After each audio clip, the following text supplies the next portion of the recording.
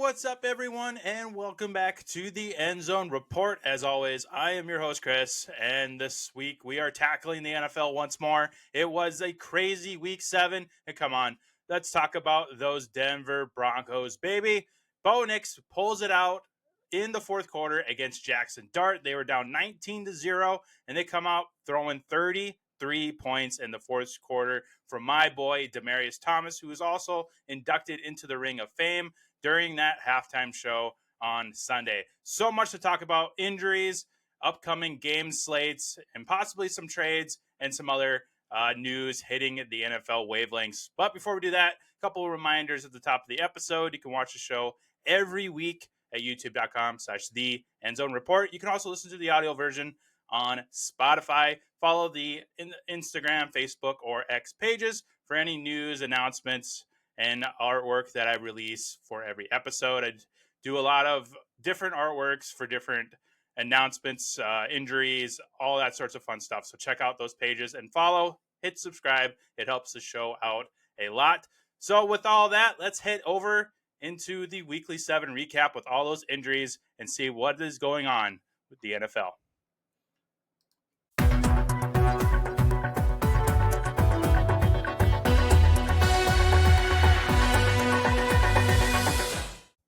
There are so many injuries coming out of week 7 and heading into week 8 of the 2025 season. This year, we say it every year, but it truly is the crappiest year for injuries.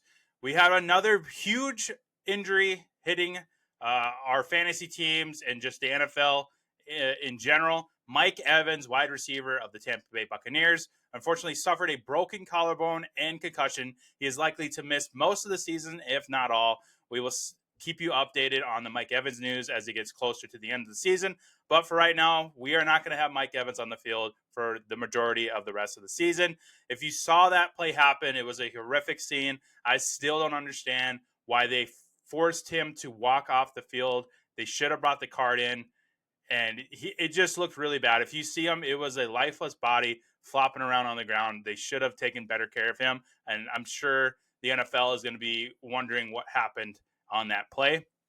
Another big injury hit to not only the NFL, but your fantasy teams, of course, and that is Darren Waller, tight end of the Miami Dolphins, who was having a huge kind of resurgence with Miami for a couple of weeks there, being the number 1 target for Tua. He has unfortunately suffered a pectoral injury and has now been placed on the injured reserve. We'll monitor that one for if he decides to come back. Miami, of course, only having 1 win on the season. We'll see if they even bother bringing him back to the roster. And then Kendre Miller, running back of the New Orleans Saints, suffered a torn ACL, and he is out for the rest of the season. That leaves Alvin Kamara as the head running back once more with, I believe, rookie Neal. I think it's Devin Neal will be the next man up, but it is Kamara's backfield once more to himself. And one more running back injury I wanted to mention is DeAndre Swift, running back of the Chicago Bears. He has been dealing with a groin injury this week.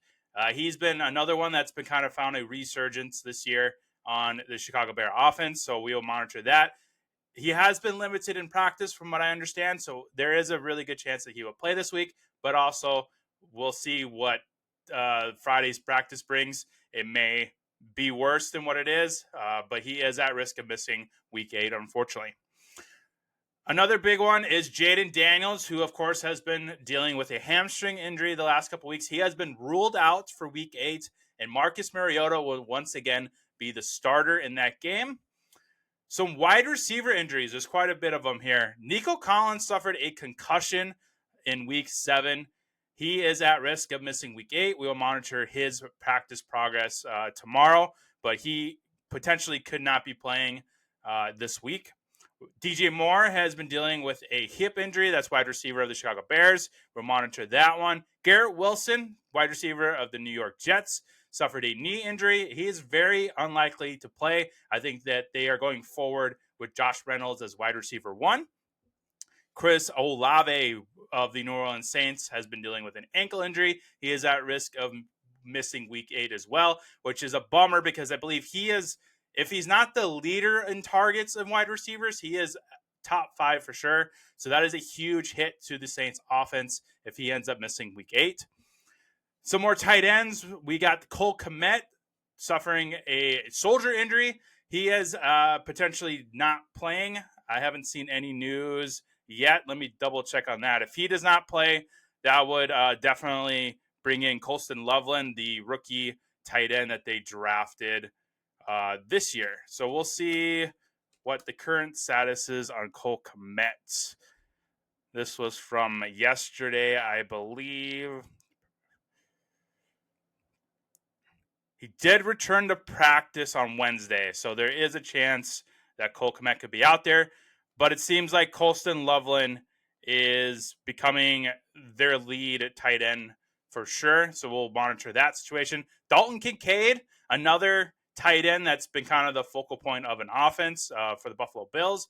He has been dealing with an oblique injury. He is at risk of missing week 8, which is unfortunate because he has finally been getting quite a few more targets from Josh Allen the last couple weeks. So that would be a huge bummer for those fantasy lineups. If he is ruled out, I would definitely recommend Dawson Knox. It seems like Josh Allen has been really utilizing the tight end the last few weeks. So just some advice for your fantasy lineups if you do have Dalton Kincaid.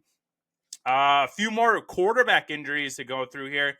Michael Penix Jr. of the Atlanta Falcons suffered a leg injury last week. He is potentially at risk for missing week 8. If he is unable to play, that would bring in Mr. Kirk Cousins. Kirk Cousins will take the start if he is unable to suit up this weekend. Bryce Young has already been ruled out with an ankle injury that he suffered last week, so Andy Dalton will be the starter for the Carolina Panthers. And then Lamar Jackson has been practicing finally, quarterback for the Baltimore Ravens, of course. He's been dealing with that hamstring injury, so there is a chance that he comes back onto the field for week 8. So I hope so, and I hope for the rest of you Lamar owners that he does come back.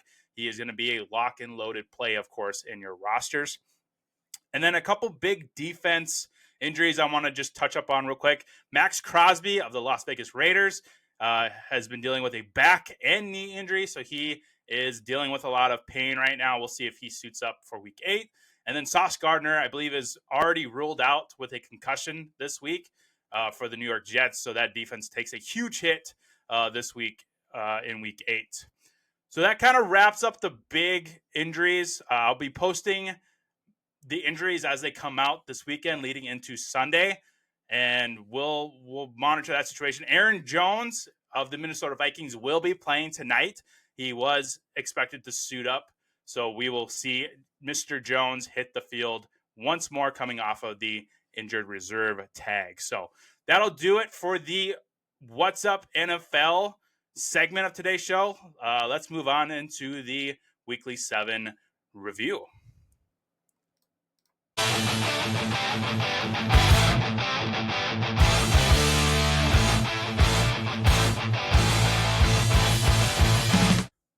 So I got 5 more storylines for you all this week coming out of week 7. Number 1, of course, Denver Broncos, baby, coming back from 19-0 in the fourth quarter. I actually took a snippet of the score, and I'm going to pop that up here on the screen, and I'm going to leave it right there for the entire episode because I'm just super excited for the comeback game of the year. 19-0 was the score at the fourth quarter at minute 14 and 14 seconds. And then after that, the final score ended with 33-32, the Denver Broncos on a winning kick from Mr. Will Lutz. That was one of the craziest games I have ever seen. The first 3 quarters were just miserable for us Bronco fans, and I was ready to punch my TV. But then something just lit a fire in Bo Nix in that fourth quarter, and he just started slinging it all over the place, and they came back and won the game. One of the best games that I've ever seen in a long time as a Bronco fan and as an NFL fan. Jackson Dart, they lost the game, but he looks legit as a quarterback. I want to take some time and talk about Jackson Dart because he is a fun piece of this Giants offense. I am excited for the Giants for the rest of the season, actually. I was really dreading watching Giants games coming into the season. I had them ranked pretty low in my rankings as far as teams that I was excited to watch, but they have become my favorite team. other than, the Broncos, of course, the Vikings. I love watching the Chargers sling the ball with Justin Herbert. I love watching who's the other one? Baker Mayfield with the Buccaneers, Sam Darnold with the Seattle Seahawks. I'm absolutely loving watching them. And Jackson Dart and the Giants have been coming up there as well in my top teams to watch every week. I'm super excited to see Jackson Dart's future go, as well as Cam Scatterbo, who has been just a monster on the field. Now, granted, these are two players that are probably not going to have a long life cycle in the NFL because of the way they're currently playing. Now, of course, there's always time to adjust their play style, maybe get some more experience and more knowledge on what is a better route to take in their play style for longevity, of course. Because, Jackson Dart has a lot of aspects of Josh Allen, but he is not built the same for Josh Allen. The reason why Josh Allen is able to do what he is for a long period of time is because of his build. Jackson Dart is smaller, and he's going to have to adjust when appropriate if he's going to want to have a long career in the NFL. Same thing with Cam Scatterbo. He is more of a buster through walls type running back. He's not like your typical, let's say, Jahmyr Gibbs, who is a really good receiver that is really fast and can kind of weave in and out of defensive lines.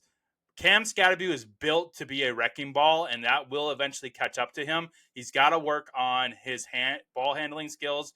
He's got to get more involved in the receiving game.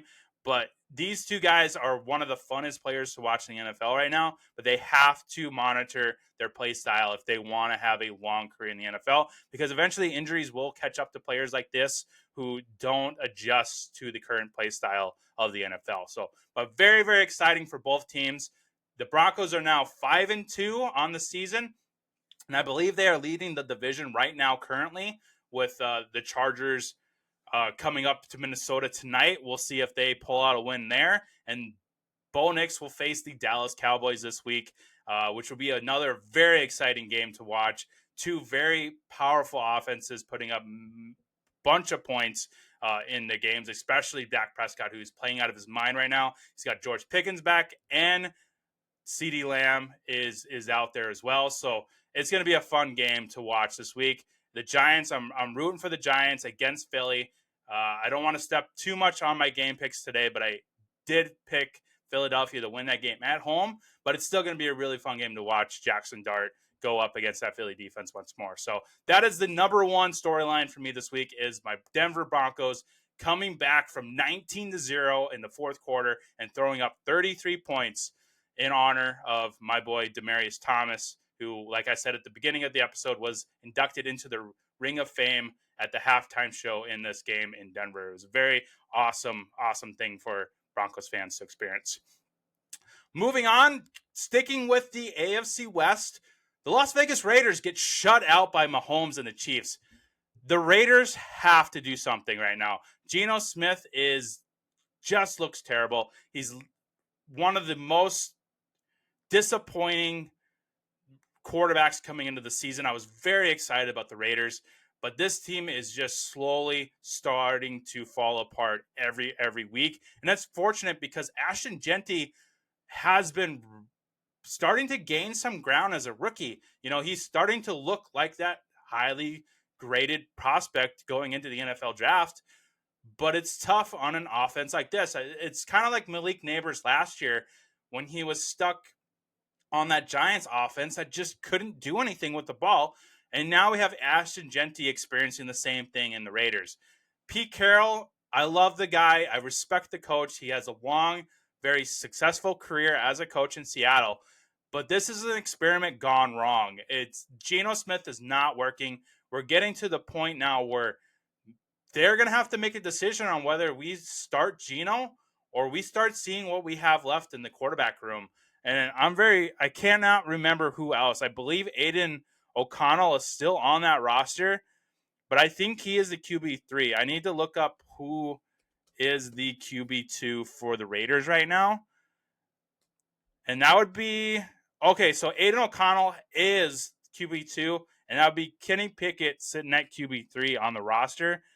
That is not an exciting quarterback room, but the Raiders have to do something. Jacoby Myers is suffering over it. I know he's injured right now, but this is a very, very disappointing uh, Raiders offense. The defense as well has been very, very disappointing, and they need to start figuring out what to do because eventually Brock Bowers is going to come back. But even when they had Brock Bowers healthy, Geno Smith just looked terrible. They've only won 2 games out of the season. I will double check that for sure, but I believe they are 2-5 on the season. Of course, they are on a bye. Let me check. Yeah, they are 2-5 on the season, so they are drastically going to have to do something with this offense. So, but Mahomes looks incredible. Having Rashee Rice back was amazing, and it shows that Mahomes is the front runner of the MVP odds. That is one of the other storylines, so I'll touch up on that more coming up here in a second. But Mahomes is playing out of his mind, and I know I'm a Broncos fan, and I hate talking about the Chiefs and how successful they are, but I respect the player that is Patrick Mahomes, and he is just playing out of his mind right now. He's got pretty much full strength weapons. They do need to figure out that running back room. I think Isaiah Pacheco is not the answer anymore. They're going to have to move on from him. They got to redo that running back room. But Rashee Rice is back. He looks healthy. Xavier Worthy looks healthy and still involved.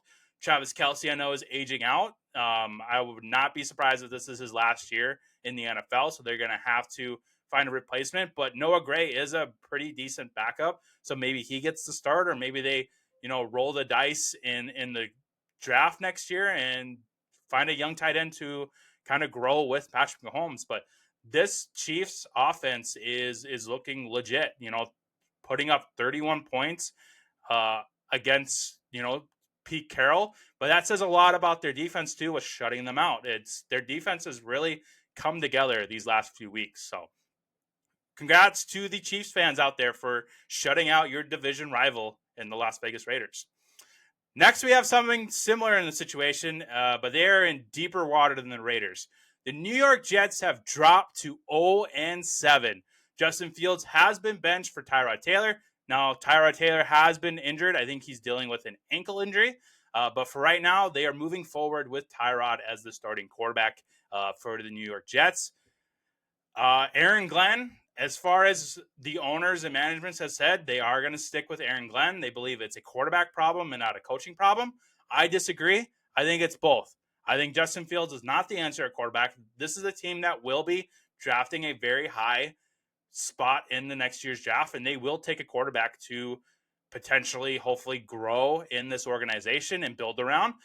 This is a team that has some very, very bad luck with drafting quarterbacks in the past years. But it's tough being a Jets fan, and it's very, very tough when your owner, if you haven't seen the video yet, the owner of the Jets has come out and basically thrown Justin Fields under the bus. Well, it's unfortunate that Justin Fields is a good quarterback. I respect him. I think he does have talent. It's just this Jets organization is very toxic, and I'm so sorry for the Jets fans out there, but it's the truth, and you know it as well as I do. Probably you know it even better because you have been following the Jets for most of your life. And this organization needs a regime change. It needs a new GM, and it needs to turn things around really, really quick, or this is just going to be another miserable 2 to 5 years for that fan base. And it's just really, really unfortunate that the Jets have to keep doing this over and over again. They tried the Sam Darnold thing. They tried the Aaron Rodgers thing. Now they've tried the Justin Fields thing. And it's just really unfortunate for that fan base. But things have to drastically change for the Jets for sure. My next storyline is a question, and it's probably an unanswerable question. But what do we do with the Miami Dolphins? This is just a big mess over in Miami. You got Darren Waller, who was looking like a spark in a very disappointing offense. He is now injured on IR with a pectoral injury. Tyreek Hill is out for the year. He is probably not going to be with the Miami Dolphins next year. Jalen Waddle is now banged up. There have been rumors that he could be traded at the deadline. I believe the GM and the owner have both spoken to Jalen Waddle and said, no, you are not being traded. They have come out and said it as well. We are not trading Jalen Waddle. But Tua is not the answer. Tua is, I've always been saying this for as long as Tua has been in the league. He is one concussion away from retirement. And this is a team that needs to start focusing on that quarterback spot. They need to find that franchise quarterback that is going to support Jalen Waddle, support Devon Achane, who is, I think, a really, really good running back who is unfortunately on a crappy offense. And Mike McDaniel is, I like the dude. I respect him as a coach, but I think his time in Miami is done. If he is not fired by mid-season, he will be let go in the offseason. This Miami's Dolphins team has been such a disappointment that you just cannot roll the dice with Mike McDaniel once again after a year like this. Now, I know there's been injuries involved, but it's also performance and coaching. It's it's a lot of things. It's not just injuries. You can't blame the injuries anymore. I know he's been able to kind of ride the Tua concussion train for a few years now, but this is the point where you have to look at the head coach and say, hey, it's been how many years and we have not seen any success on this team. We need to move on and find a different solution. So I'm predicting that he will get fired in the middle of the season. Mike McDaniel, that is. They have to move on. I think he's a great coach. I think he's in over his head right now. I think that if he, when he ends up getting fired from the Miami Dolphins, he will get scooped up by a team. He'll be probably some coordinator for a team that is more than likely a playoff contender, and he will find success there as a coordinator because, like I said, I think he's a great coach/coordinator. It's just he isn't in over his head for the current state of the Miami Dolphins. This team needs a head coach that can do really well with finding the right pieces for an offense that is basically going to be in rebuild mode from going forward. I think they need to part ways with Jalen Waddle. He has been injured way too much over the last few years. And I think they need to build this team around Devon Achane, who seems to be the face of their organization right now. He is a very talented athlete and running back, and that's my solution. And my answer to this question is you need to just clean house. Cut ties with Tua, trade Jalen Waddle, get some capital out of him, part ways with Mike McDaniel, find a different head coach, and build your team around Devon Achane. That is my solution for this Miami Dolphins problem. And then lastly, the last storyline is we're coming up on about the middle of the season. I think week 9 is about the middle of the season, so we're getting pretty close. So I wanted to start having those MVP conversations. I kind of teased this a little bit with the Mahomes headline, and I just wanted to kind of run through the current MVP odds and kind of give my thoughts on who I think is going to win this award. So I got the top 5 written down, and then I have a couple of honorable mentions here. So at number 1, it is Patrick Mahomes. He is the current leader in odds for MVP of the 2025 season. He is sitting there at plus 150.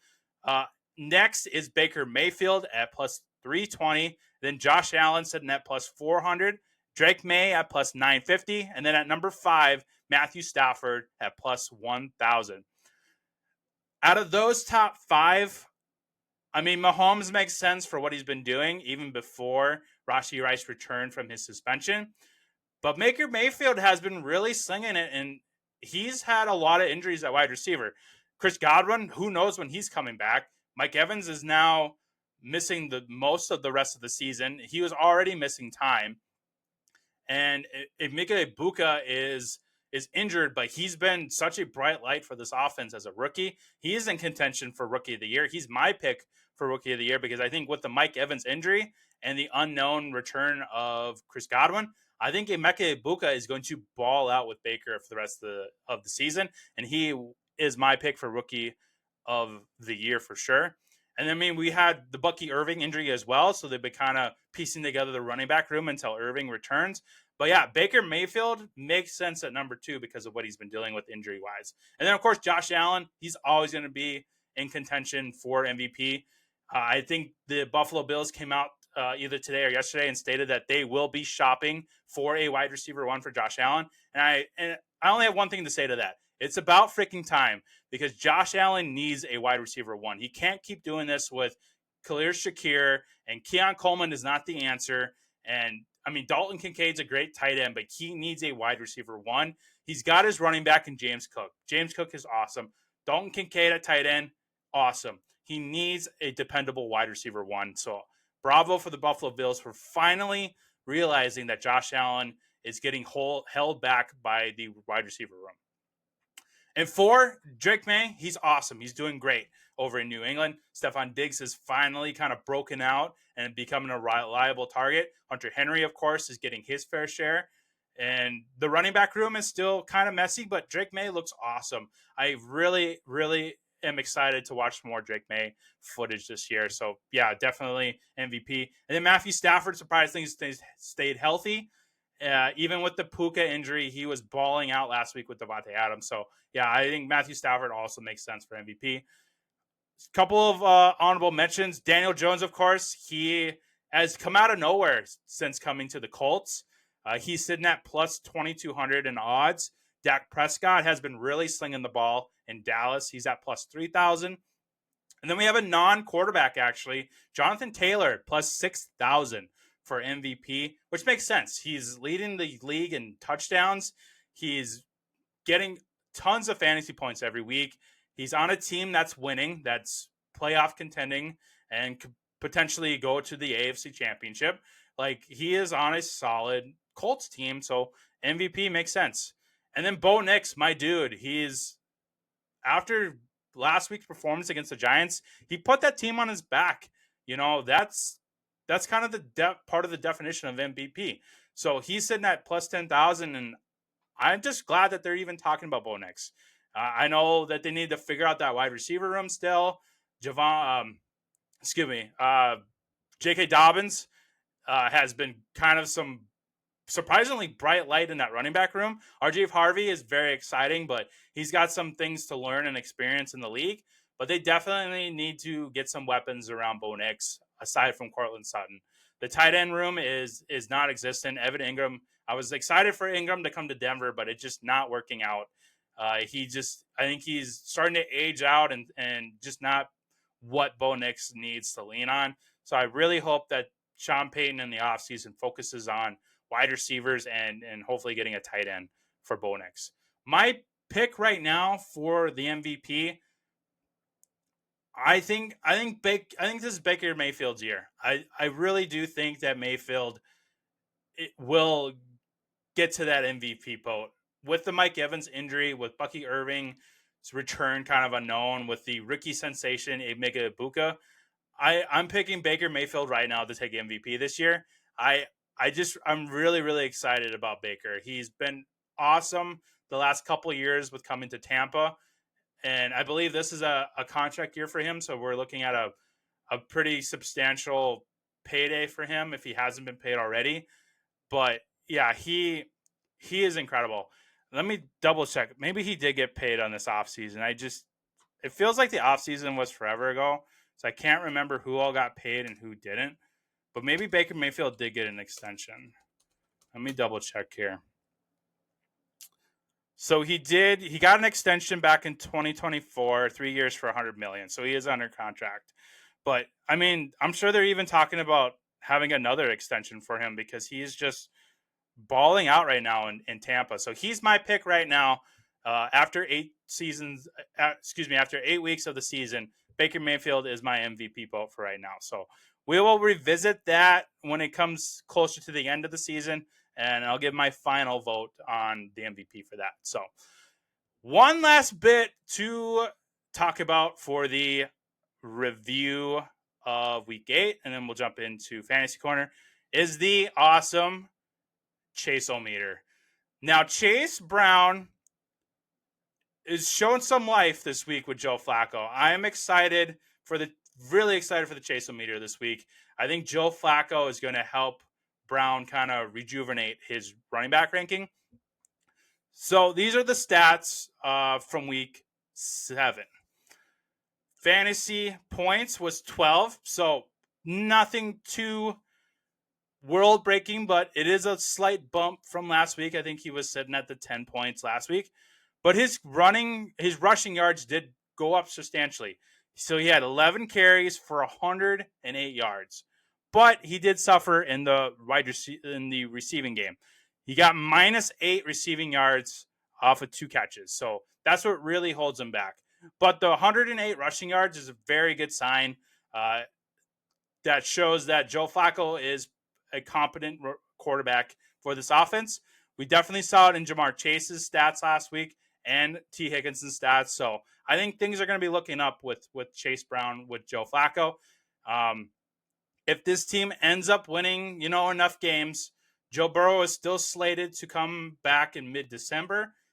If they have a chance to go in the playoffs, Joe Burrow will be back on the field, and that would be very, very helpful for Chase Brown. So I don't think he's quite dead in the water yet for this bet. Now, as a reminder, the bet is he has to reach top 10 status as a running back. But I know 30 is tough, but a couple really good matchups coming up could skyrocket him up a bit. So all he has to do is hit 10. Top 10 was the bet. So if he hits number 10, that's $20 for Megan, the Gridiron Goddess. So I think it's still fair game here for this bet. James is still looking pretty solid at 30, but I don't think Megan is totally lost at sea here. I think we got some good performances coming up here for Chase Brown. So I'm very, very excited about the Chase meter.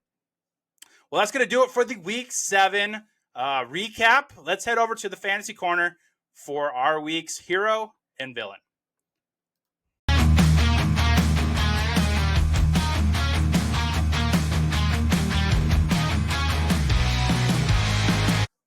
Welcome to this week's Fantasy Corner. Hero of the Week. I'm very, very excited for Hero of the Week.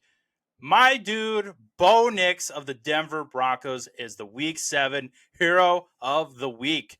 Fantasy points, 45.75. Now, that is in the standard league that I run. Now, depending on how your league settings are, but he is sitting there at the 44, 45 point range this week. I believe, if memory serves me right, going into the fourth quarter of that game, he was sitting at like 4.6 or 4.7 points. So he dropped a massive 40 to 41 points in one single quarter. It was truly, truly amazing to watch that happen. His completions, 27 out of 50 passes. It doesn't surprise me that he threw for 50 passes. I mean, he did what he had to do to win that game. Passing yards was 279. He had 5 rushing attempts for 48 yards. And then he had a total of 4 touchdowns, 2 in the air and 2 on the ground for himself. So Bo Nix is your Week 7 Hero of the Week. I'm so, so excited to announce that my boy Bo Nix is this week's hero. Switching over, Villain of the Week is a very, very disappointing one. George Kittle, tight end of the 49ers. Everyone's been waiting for George Kittle to come off the IR. Everybody most likely started him because he is the man, the myth, the legend, George Kittle. But he came up with a giant goose egg for everybody this week. He had 2 targets, 0 receptions, 0 receiving yards, 0 touchdowns. Very, very disappointing in the return of George Kittle coming back from injured reserve. He is the Week 7 Villain of the Week. So that just means one thing. He's going to ball out this week. I guarantee you he's going to get 2 touchdowns to make up for this performance in Week 7. So that is your hero and your villain of Week 7. Let's head over to our Week 8 game slate.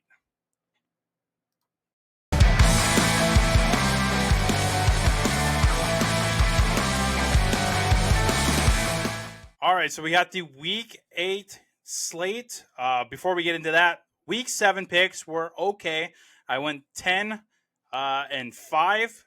The 5 that I got wrong was the Pittsburgh Steelers, the New Orleans Saints, Miami Dolphins, who I won't pick anymore the rest of the season. I learned my lesson. Washington Commanders, and then the Atlanta Falcons, unfortunately, who lost to Mac Jones and the Niners. So not a bad week, but we're going to shoot for better. We got a bye-apocalypse coming up this week. We've got the Rams, the Seahawks, the Raiders, who else was there? Weekly buys. So we got the Rams, the Seahawks, the Cardinals, the Lions, the Raiders, and the Jaguars all taking a day off this week. So those fan bases can take a relief and just enjoy football and not punch their TVs. So the rest of us, we're going to all stress out over our teams this week. Kicking things off, Minnesota Vikings take on the Los Angeles Chargers on Thursday Night Football. The Chargers are favored 3.5, over under 44.5. This was one of the tough ones for me. As much as I want to take the home team of Minnesota Vikings, it's tough being a Vikings fan. Grew up in a Vikings household my whole life. It's tough right now. Carson Wentz it's been a bumpy train ride with him, even though it was very exciting for the local NDSU boy to get onto the Minnesota Vikings. It's just not really working out the way that we hoped. Aaron Jones will be back tonight, but I got to imagine that Jordan Mason's going to take the bulk of the carries this week so that Jones can be a little more acclimated, get a little more healthier. But Justin Jefferson is kind of that magical weapon that you have. You feel comfortable with him. You feel unstoppable with him on your team. He is a very, very reliable target for any quarterback.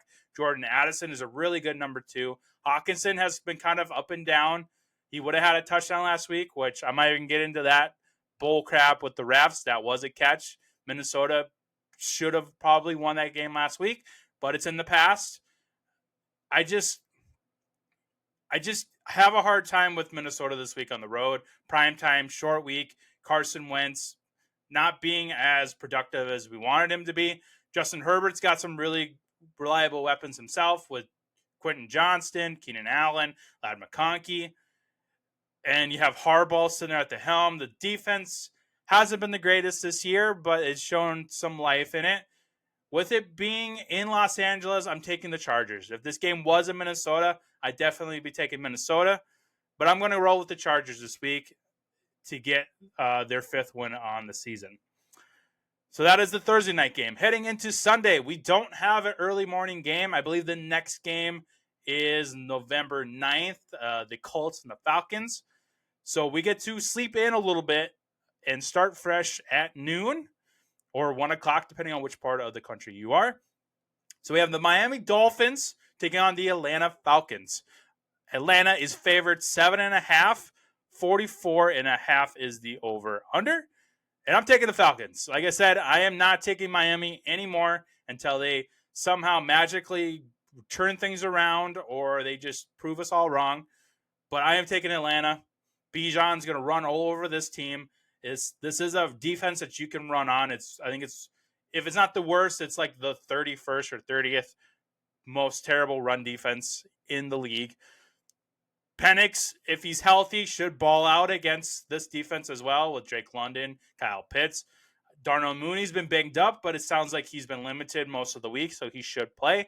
If not, Kirk Cousins should have a decent game. So if you're looking for a streaming quarterback because of the bipocalypse and Penix is injured, pick up Kirk Cousins and throw him in there if you're in a pinch for quarterback this week. So Kirk Cousins should ball out against the Miami Dolphins if he is the starter. So I'm taking Atlanta against Miami this week. The Chicago Bears head over to the Baltimore Ravens. Baltimore is surprisingly favored by 6.5. So I think this is anticipating that Lamar will return. The over-under is 49.5, which seems to be the case here. Now, this pick in particular depends on if Lamar plays. Let me look up the most latest news on Lamar for this. Because if Lamar is out, and that's kind of what I was going towards with this pick, is Chicago for sure. But if Lamar returns, let's see here. He did return to practice on Wednesday. According to local reports, Jackson jogged out to the practice field midway through the session, warmed up with teammates. It was a good practice, John Harbaugh said. He was happy with all the guys out there, seeing everybody out there. So it looks like Lamar has a really good chance to play. Harbaugh asked on the chances to play on Sunday. It's hard to put a number on it. I think it's just part of the process right now. I don't have any shareable injury intelligence for you guys. It's obviously not, because John Harbaugh is not a doctor. But he is practicing. So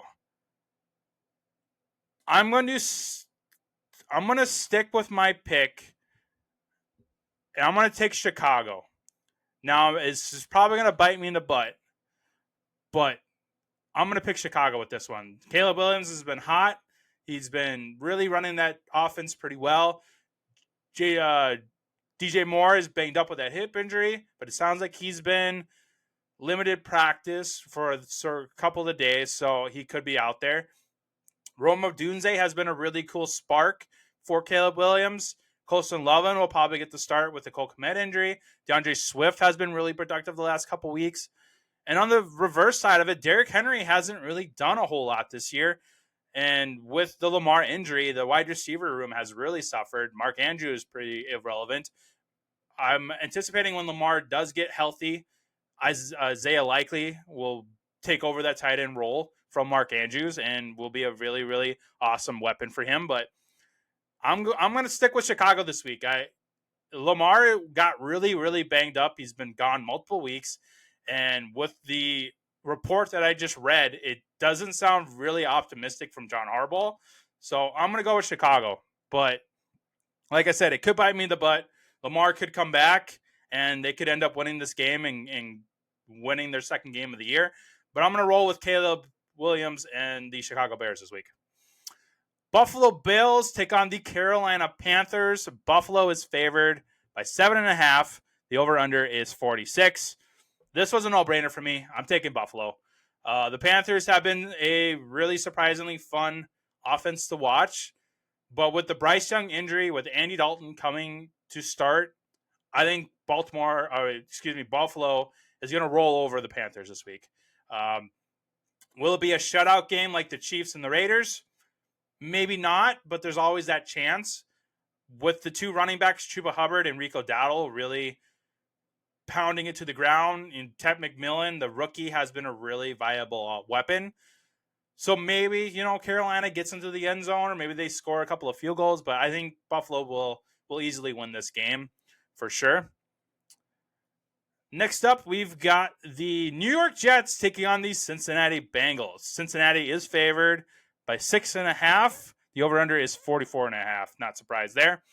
This is going to be a crappy game. But with Joe Flacco at the helm, I'm going with the Cincinnati Bengals. Joe Flacco really proved that he is kind of a spark in this offense. Now, the defenses are pretty terrible, especially with the Sauce Gardner injury. So this is going to be, can Joe Flacco outthrow Tyrod Taylor if Tyrod Taylor is healthy enough to play? Now, if he is not healthy enough to play and they throw out Justin Fields without a Garrett Wilson, it's going to be very, very tough. So I'm going with Joe Flacco, Jamar Chase, and T. Higgins to take over this game and win it in Cincinnati. The San Francisco 49ers take on the Houston Texans, who have been very, very disappointing. I love CJ Stroud. I love the talent. I love the athlete. I love the guy. But this Texans team is just a train wreck happening this year. And Houston is actually favored by 1.5 points. 41.5 over under, so one of the lowest of the week. I am not going with Houston. I am going with the San Francisco 49ers. Juwan Jennings is healthy. Christian McCaffrey has been igniting the league on fire. George Kittle is back. And I am going to predict that he will get 2 touchdowns in this game. Brock Purdy is not likely to start again. So that leaves Mac Jones, who has been a really, really competent quarterback in this Shanahan system. So I am taking the San Francisco 49ers to defeat the CJ Stroud Houston Texans. Next up, we've got the Cleveland Browns taking on the New England Patriots. I'm pretty excited about this game. This is a really good defense against a really good quarterback, Drake May. The New England Patriots are favored by 7, and the over-under is 40.5. That is probably because the Browns defense is stout.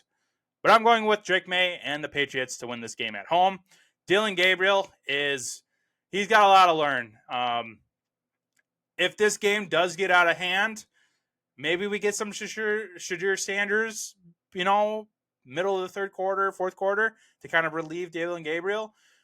But I think Drake May has fun with this defense, and they get the job done at home. So I'm picking Drake May and the Patriots to win this game. The New York Giants take on the Philadelphia Eagles once again.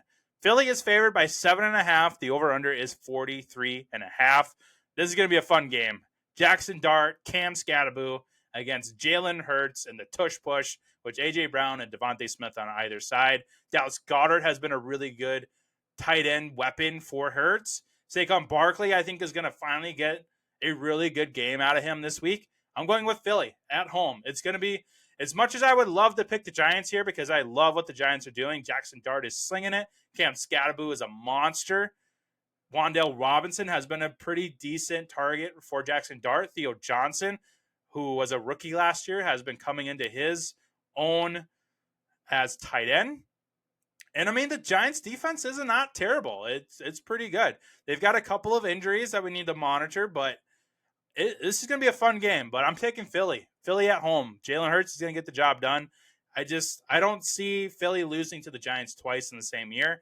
So I'm going with Jalen Hurts to win it.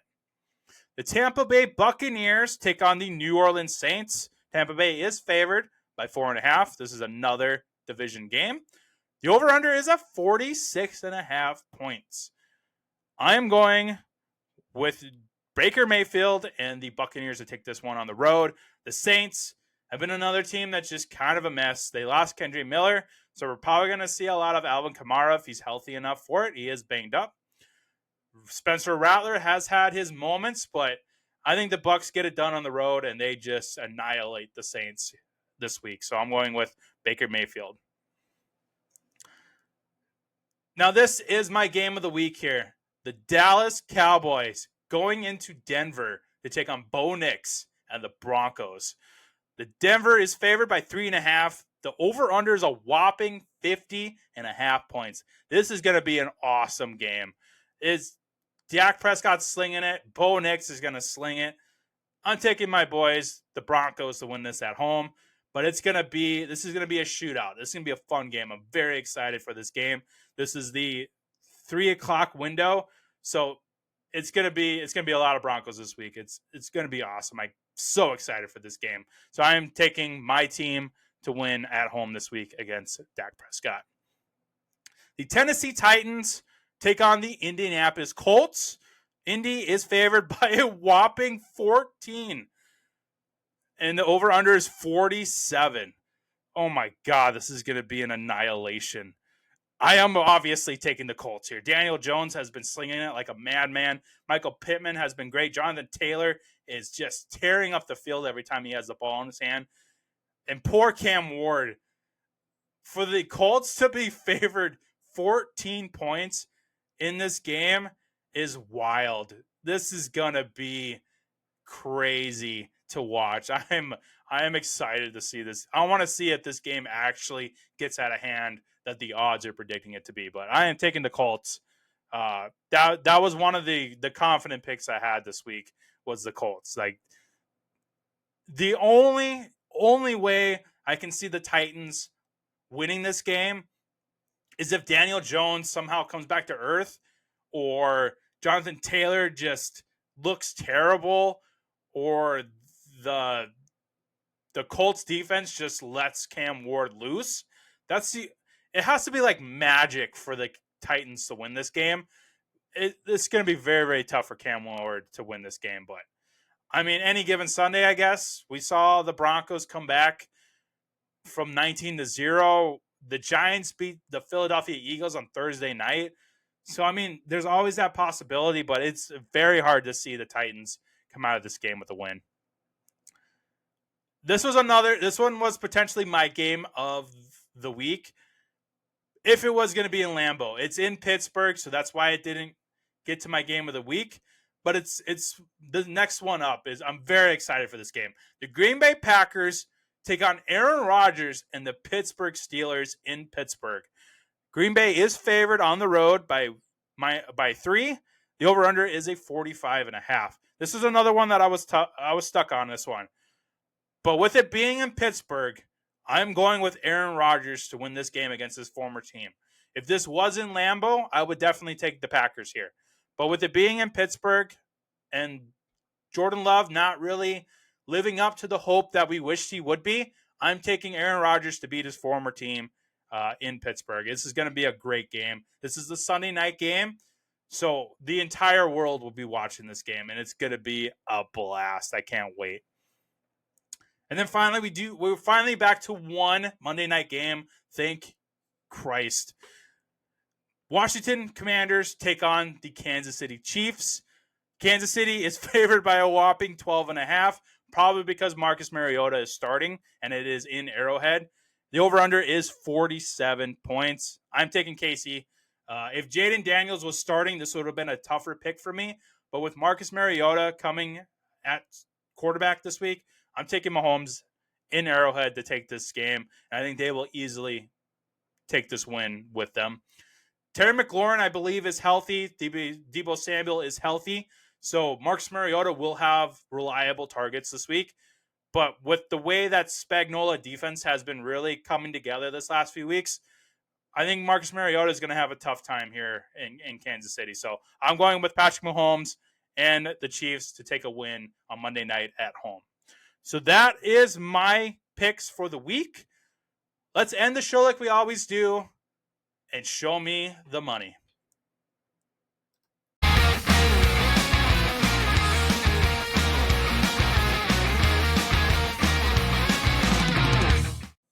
So I actually got some money back on last week's lineup. I turned $3 into $5. So we finally got a win on the Show Me the Money segment. So let's hope we get that momentum going with this week. Doing another $3 bet. First place in this one is $1,000 once more. So at quarterback, I'm going with my boy. I'm going with Bo Nix against that Dallas Cowboys defense. Bo Nix this week is at $6,000. So I got to save a little money there at quarterback. Running back, I'm going with J.K. Dobbins against, once again, that Dallas defense. He's sitting at $5,800. And I'm going with Bijan Robinson. That was the expensive player. I think he's going to have a really fun time with this Miami defense. Like I said before, you can run all over the Miami Dolphins defense. So he is sitting at $8,800 this week, so you are going to have to pay up quite a bit. I believe Jonathan Taylor was $9,500 and Christian McCaffrey was $9,000, who they were in contention for this, but I'm going with Bijan against Miami. So those are my running backs for this week. Wide receiver, I've got A.J. Brown. He's sitting at $6,100. I got him going against the Giants this week. DK Metcalf is sitting at $5,300. I'm going to pick him against the Green Bay Packers. I think Aaron Rodgers is going to be very motivated to outscore his former team, so he's going to target Metcalf a lot in this game. So I'm going with him. And I'm stacking Bo Nix with Courtland Sutton against the Dallas Cowboys. I want that stack for a little extra boost in this lineup. At tight end, I pretty much punted, and we're going for a Hail Mary here. And who other than to do a Hail Mary for us is Mr. Gadget Man Taysom Hill. This is going to backfire on me really hard, or I'm going to be looking like a genius with this pick. So I'm going with tight end Taysom Hill of the New Orleans Saints. He's sitting at $29 measly. So we're going to shoot for the moon on this one, as they say. And then at flex, I decided to go running back this week with Chase Brown. I'm going to maybe sprinkle a little hope in that Chase-o-meter bet. And I'm going to go with Chase Brown against the New York Jets, who are missing Sauce Gardner. With Joe Flacco at the quarterback and the performance that I saw from him last week, I think Chase Brown will get a little bit of bounce back here. So I'm going to throw the dart on Chase Brown in my flex. And then that defense this week, I'm going with the Atlanta Falcons. They got a good matchup against a very, very terrible Miami offense with Tua and a banged-up Jalen Waddle and an unknown at tight end, and then really Devon Achane. So, and the Falcons have been a really pretty awesome defense this year. They're sitting at $3,500 this week, so a little bit on the high side. But with me kind of taking a few hits, like at tight end, I was able to afford a pretty decent defense this week, so I'm going with the Falcons. So that is my lineup. We're going to cross our fingers and hope we can get some more money in the bag this week. Well, that's going to do it for this week's episode of the End Zone Report. I hope everybody has a fantastic week in fantasy and your bets and your lineups. And I'm very, very excited for a awesome Week 8 slate. coming up next week, I think after week 9, we're going to have a really fun mid-season episode where I'll have a couple of guests on, one that you have already been familiar with and one new one. I'm very excited for him to come on the show. He has been a very supportive listener to the show, watcher of the show. I'm very excited to get his take on that. He will be part of the fantasy segment of the show, and then we'll probably have him on a couple of other segments. So a couple of guests for the mid-season episode coming up. But yeah, that's going to do it for today. Feel free to check out my movie podcast as well, Cinematic Reviews, pumping out a couple of episodes this week. We've got Fright Nights going on. We're going to do Sinister tomorrow. One of the films that I've been super, super excited about. It has been voted by many different surveys and movie reports as the scariest movie ever created. So we're going to do Sinister on the show tomorrow. And then Saturday, the Tron Ares episode will finally drop. So I'll give my thoughts on the newest installment of the Tron franchise. So check out my movie podcast, Cinematic Reviews, on YouTube. You can listen to the audio version on Spotify, Apple Podcasts, wherever you like to listen to podcasts. So check out that one as well. And to end out the show, feel free to stick around. I have a very awesome tribute to one of my favorite Broncos of all time, Demaryius Thomas, who was inducted, like I keep saying on the show, into the Ring of Fame this past week at the halftime show in Denver. He unfortunately passed away at the age of 33. Oddly enough, the Broncos scored 33 points in honor of him this week. So stick around for the end of the episode for that montage of a couple of his most awesome touchdown catches. Later, everybody, and I'll see you at the end of week 8, and we'll get going on week 9.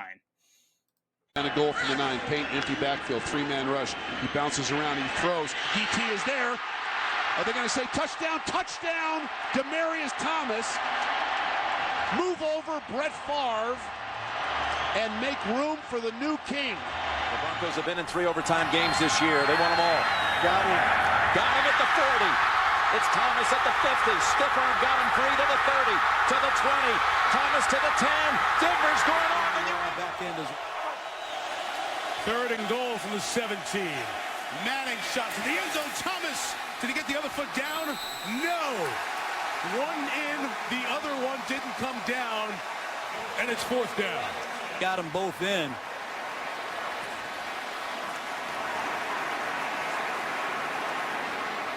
Oh, he's dragged it. He dragged it.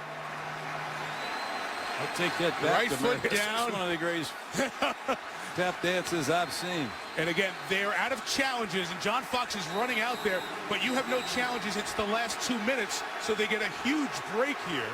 He's been looked at, and Ken Roan.